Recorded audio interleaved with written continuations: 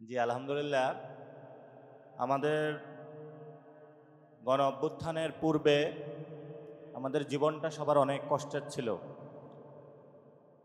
আপনাদের রাজশাহীতে যারা আপনাদের সন্তান ছিল, যারা চাকরি করত, পত্রিকার পাতা খুললেই দেখতাম অনেকে বন্দুক যুদ্ধ হচ্ছে। রাতের বেলায় আপনাদের সন্তানকে শেখ হাসিনা ঘর থেকে তুলে নিয়ে গিয়েছিল এবং রাজশাহীতে বড় ধরনের একটা অত্যাচার হয়েছিল। রাজশাহীর মানুষের তখন সমস্যা ছিল যে ওরা শেখ মুজিবের কোনো গুন্ডা বাহিনীর পাত্তা দেয় নাই, শেখ হাসিনার কোনো গুন্ডা বাহিনীর পাত্তা দেয় নাই। রাজশাহীবাসী তখন বলেছিল যে আমার খাবার আমি খাই, তুমি আবার কে ভাই।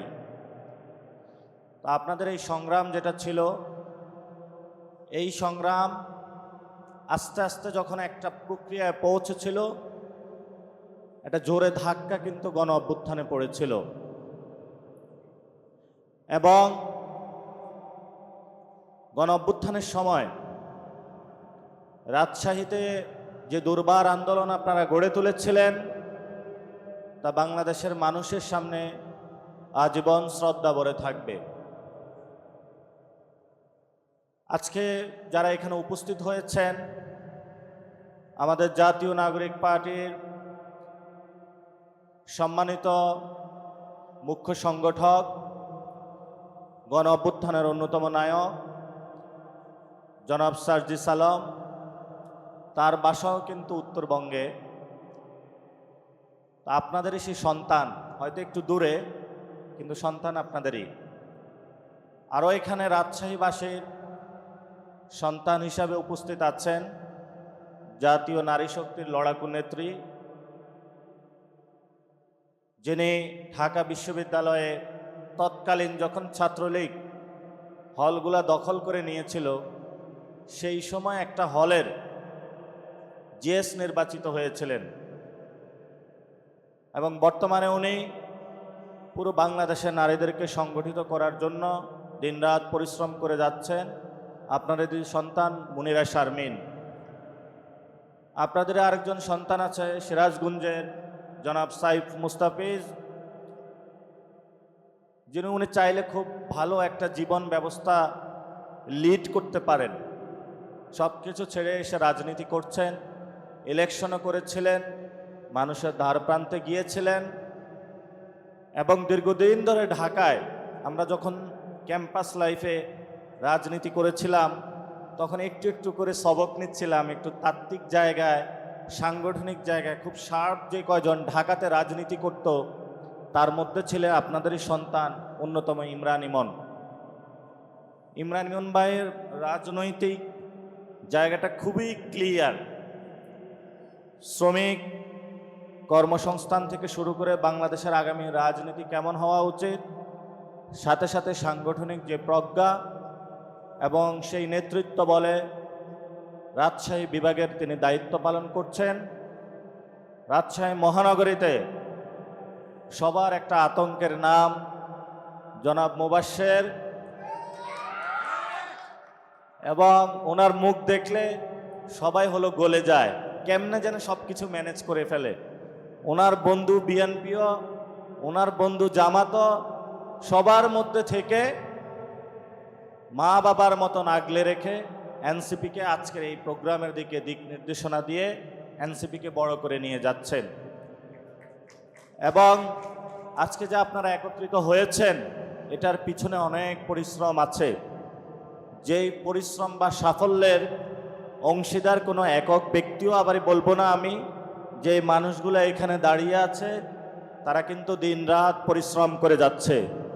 যে মানুষগুলো তার প্রেমিকাকে সময় দিতে পারত, তার বউকে সময় দিতে পারত, বাচ্চাকে সময় দিতে পারত, হাটে বাজারে আমের ব্যবসা করলো, কিছু টাকা ইনকাম হতো, সেই সব কিছু বাদ দিয়ে, ইনক্লুডিং আপনারাও দিনরাত একটি স্বপ্ন নিয়ে কাজ করে যাচ্ছেন। যেই স্বপ্নটা আমাদেরকে দিয়ে গিয়েছিল জুলাই গণ অভ্যুত্থানের শহীদেরা। সেই স্বপ্নটা কি ছিল? যারা গণ অভ্যুত্থানে নেমে এসেছিল, ছাত্ররা নেমে এসেছিল, যে আপনি যদি কোটার ভিত্তিতে চাকরি দেন, তাহলে আমার যেই সন্তান রাজশাহী ভার্সিটিতে পড়াশোনা করেছে, আমি সারা বছর পরিশ্রম করে একটা সিজনে কিছু আম এসেছে, সেই আম বিক্রি করে নিজের শেষ সম্বলটুকু দিয়ে আপনি তাকে ঢাকা ভার্সিটিতে, রাজশাহী বিশ্ববিদ্যালয়ে বা অন্য কোনো বিশ্ববিদ্যালয়ে পড়িয়েছেন। জীবনের একটা স্বপ্ন, সবাই বুক ভরা কথা বলতেন, আমার ছেলে পাবলিক ইউনিভার্সিটিতে পড়াশোনা করে, প্রাইভেট ইউনিভার্সিটিতে পড়াশোনা করে, আর কয়টা দিন একটু ধৈর্য ধারণ করি, তারপরে আমার ছাওয়াল আমার জন্য ইনকাম করে নিয়ে আসবে। কিন্তু যখন আপনার সন্তান গিয়েছিল, সেইখানে দরজায় টিকিট লাগিয়ে দিয়েছিল, এইখানে হলো শুধু ছাত্রলীগ যুবলীগের ক্যাডাররা চাকরি পাবে, অন্য কোনো চাকরি নাই, তোমরা যারা পড়াশোনা করেছ ছাত্রলীগ যুবলীগের হলো সার্টিফিকেট নিয়ে আসো। আপনার সেই সন্তান তখন রাজপথে গিয়ে গর্জে উঠেছিল, আমার প্রতি অন্যায় করা হচ্ছে, আমার প্রতি বৈষম্য করা হচ্ছে।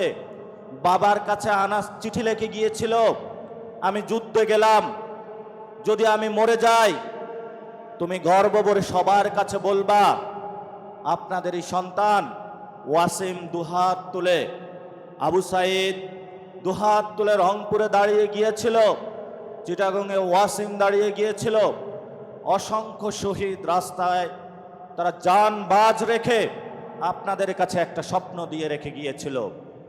যেই স্বপ্নটা হলো আমি আমার অধিকারের জন্য পরবর্তী প্রজন্মের জন্য জীবন দিয়ে গিয়েছি, পরবর্তী যুদ্ধটা আপনারা জারি রাখবেন। সেই তাদের দায়িত্ববোধের জায়গায় থেকে কিন্তু আজকে আমরা এখানে বসে আছি। আপনারা এখানে যারা এসেছেন, আমরা যারা রাজনীতি করি, আমরা কোনো লুণ্ঠনের রাজনীতির জন্য করি না। আমরা যে চাঁদাবাজি করে কয়টা টাকা ইনকাম করব এটার জন্য রাজনীতি করি না। আমরা কারো বসত বিটা দখলদারি করার জন্য রাজনীতি করি না। কারণ আমাদের সামনে ৭১-এর শহীদ, ৪৭-এর শহীদ, গণ অভ্যুত্থানের যারা শহীদ আছেন, তারা রক্ত দিয়ে আমাদের সামনে একটি আকাঙ্ক্ষা রেখে গেছিলেন, যে আকাঙ্ক্ষার ভিত্তিতে আপনারাও যতদিন জীবিত থাকবেন, আমরা জীবন দিয়ে আপনাদের সামনে একটা স্বপ্ন দেখিয়ে গিয়েছি, আপনারা এই স্বপ্ন বাস্তবায়ন করবেন। আমরা যদি গণ অভ্যুত্থানে যারা শহীদ হয়েছিল তাদেরকে যদি হিসাব করি, অনেক মানুষ ছিল যারা কৃষক ছিল, অনেক মানুষ ছিল যারা শ্রমজীবী মানুষ ছিল। পুরো বাংলাদেশকে যদি আমরা হিসাব করি, চিটাগংয়ের মানুষকে আপনারা দেখবেন জাহাজের ব্যবসা করে, জাহাজ ভাঙে, যদি পোর্টের কোনো কিছু মালামাল পার হয় সেটা দিয়ে ইনকাম করে, এটা একটা বড় ইকোনমিক সোর্স। আবার যদি রাজশাহীবাসীর দিকে তাকান, রাজশাহীতে এতগুলো কলেজ ইউনিভার্সিটি, যেখান থেকে সবাই পড়াশোনা করে, পড়াশোনার পরে একটা ভালো চাকরি পাবে। রাজশাহীতে এমন ধরনের কোনো কর্মসংস্থান ব্যবস্থা নাই। আপনাদের রাজশাহীতে কোনো কর্মসংস্থানের ব্যবস্থা আছে? অথচ রাজশাহী থেকে বাংলাদেশের প্রধানমন্ত্রী হয়েছে। অবশ্য বাংলাদেশের যিনি প্রধানমন্ত্রী হয়েছেন, আজকেও আমার জন্মস্থান চাঁদপুরে উনি, আর ভাগ্য চাকায় হলো আমি ওনার জন্মস্থানে এসে পড়েছি। চাঁদপুরে উন্নয়ন হয় নাই, রাজশাহীরও উন্নয়ন হয় নাই। শুধু আমরা পেয়েছি কতগুলো কার্ড, যে কার্ডগুলো আমাদেরকে পকেটে নিয়ে ঘুরতে হবে, এবং আমরা বলেছিলাম এই কার্ডে যদি টাকা না আসে তাহলে আমরাও একটা কার্ড বানাবো, সেই কার্ডের নাম হলো লাল কার্ড, যেই লাল কার্ডটা আমরা সরকারের হাতে ধরিয়ে দিব। আপনাদের বড় একটি মিছিল নিয়ে এসেছেন আপনারা, আপনাদের একটু তানোর উপজেলা থেকে, আপনাদের জন্য সবাই একটা জোরে হাততালি হবে। আপনারা একটু দয়া করে বসে পড়বেন, সবাই শৃঙ্খলভাবে, উপরেও জায়গা আছে, এখানেও জায়গা আছে। দ্বিতীয়ত যে বিষয়টি, এই গণ অভ্যুত্থানে বড় একটি অংশগ্রহণের জায়গা ছিল নারীরা। এখানে বড় একটা সংখ্যক নারী, এই নারীরাই আগামী দিনের সম্পদ। আমার যে জন্ম হয়েছিল আপনাদের মধ্য থেকেই জন্ম হয়েছিল। যখন আমি পৃথিবীতে কোনো একটি টু শব্দ করতে পারি নাই, হাত পা নাড়াচাড়া করতে পারি নাই, আপনারাই আমাদেরকে লালন পালন করেছিলেন। গণ অভ্যুত্থানে যখন আমাদেরকে শেখ হাসিনা গুলি করেছিল, আমাদের সামনে গিয়ে আপনারা বুক উঁচিয়ে দাঁড়িয়েছিলেন, আমার সন্তানকে গুলি করতে পারবে না। এমন সাহস যারা আপনারা বাঘিনীরা দেখিয়েছেন, আপনাদের হাতে আগামীর এনসিপি হলো নিরাপদ। আপনারা আজকে এসেছেন, আপনাদেরকে অনেক ধন্যবাদ জানাচ্ছি। আমি এই যন্ত্রণার মধ্য দিয়ে আপনারা কিভাবে গিয়েছেন এটা আমি বুঝতে পারতাম না। আমার একটা সন্তান হয়েছে, এখন আমি বুঝি কতটুকু যন্ত্রণা, কতটুকু মায়া মহাব্বত ভালোবাসার মধ্য দিয়ে সব কিছুই মিলিয়ে আপনারা আদর করে আমাদেরকে শিখিয়ে গিয়েছিলেন। আপনারা আমাদেরকে শিখিয়েছিলেন যে বাবা তুমি কখনো অন্যায়ের সাথে আপোষ করবা না, বাবা তো কখনো তুমি দুর্নীতি চাঁদাবাদ সন্ত্রাসের সাথে আপোষ করবা না। এই দীক্ষা শিক্ষা নিয়ে আমরা পুরো বাংলাদেশে ঘুরে বেড়াচ্ছি, যাতে হলো আপনারা যেই মাতৃত্বকালীন সমস্যাগুলো রয়েছে, আপনার পারিবারিক যে সমস্যাগুলো রয়েছে, আপনার চাকরিগত যে সমস্যাগুলো রয়েছে, আপনার মুখে যাতে আমাদের সন্তান হিসাবে নিয়ে দুমুঠো ভাত তুলে দিতে পারি। মা তুমি ছোটবেলায় তুমি আমাকে বুকের দুধ পান করিয়েছ, এখন আমি সবল হয়েছি, কষ্ট করতে পারি, আমার এই শরীর দিয়ে আমি তোমার দুমুখো ভাত তোমার মুখে তুলে দিতে চাচ্ছি। এই আকাঙ্ক্ষা নিয়ে কিন্তু আমরা পুরো বাংলাদেশে ছড়িয়ে যাচ্ছি। আপনারা আমাদের জন্য